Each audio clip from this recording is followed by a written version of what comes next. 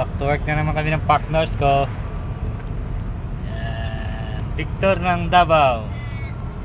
Itira kami ngayon ng 5 support 309. Hindi siya masilan pero kailangan din na trabawin ng maayos para maayos na matingnan.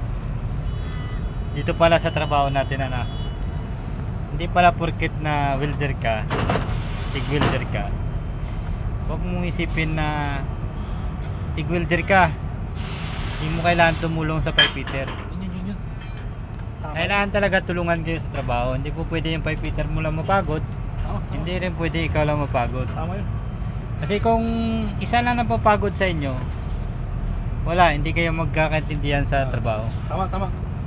Kasi kung parehas kayo nagsisipag, parehas kayo ng mindset na trabaho talaga, hindi kayo mahirapan sa trabaho.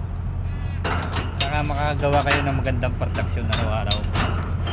Kasi hindi kayo nagbibilangan sa trabaho. Pero once na may isa sa inyo tamad, magsabi na TIG welder ako, hindi ako matatanggal sa trabaho. Pero pangit yun. Pangit yun kasi kawawa naman yung kasama mo kung ganyan yung mindset mo. Kaya kailangan talaga tulungan lang.